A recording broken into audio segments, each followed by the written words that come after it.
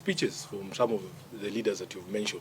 And of course, I saw what the Honorable Kamket said, and also the Honorable Sudi.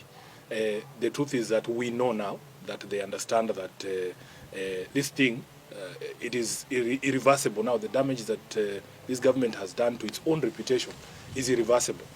They know that there is very little that can be done between now and 2027 to reverse the fortunes of this regime. So you can see that they have become irritated, agitated. The young Kenyans on social media have succeeded in getting under their skin. If you go to a function and speaker after speaker is only talking about social media and curtailing the freedoms of the young people, lecturing us about respecting other people.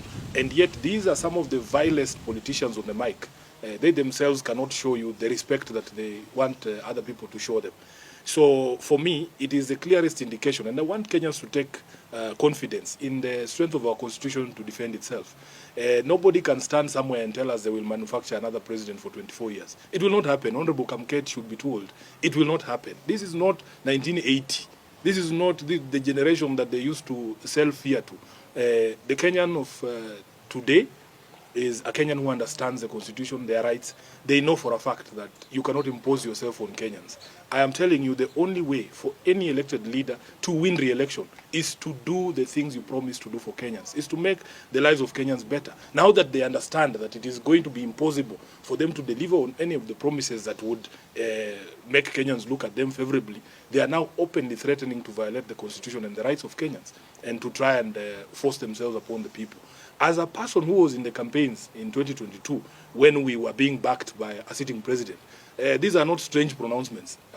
They are very familiar, because there are people in our camp who used to speak the way Kina Kamket are speaking and telling the country, oh, hii kitu imeenda, oh, there's nothing you can do, tutanyorosha wewe, hatuwezi kuachia mwizi. But I'm telling you, with the sort of anger that Kenyans have, the day a Kenyan is given a ballot paper like this, once he crosses against your name and puts it in the ballot box, that's the end of the day.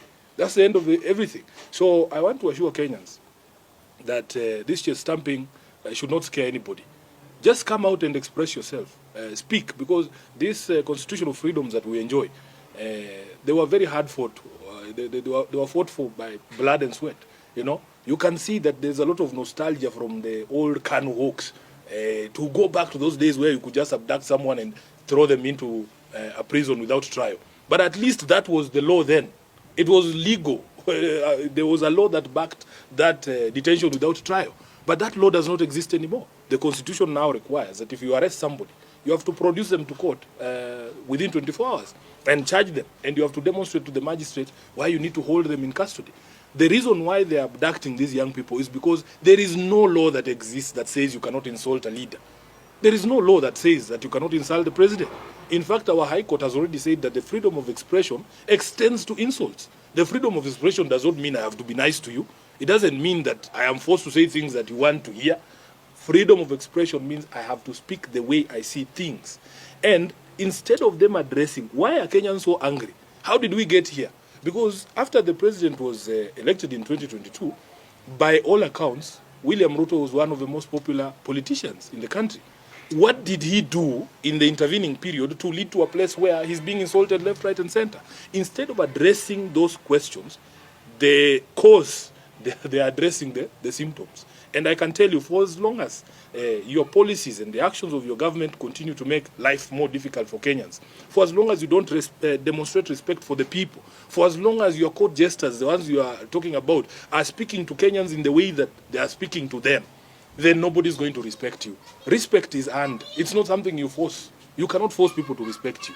Respect is earned from how you conduct yourself, how you relate with people, how you demonstrate respect for the people as required under Chapter 6 of the Constitution. So unfortunately for him, he is surrounded by people who have decided that they have to tear him down. They're going to take him down. If there's anybody to be blamed for the one-term presidency of Ruto, it will be Kamket, it will be Sudi, and the likes who are surrounding him there, giving him bad advice, including my uncle Atwoli.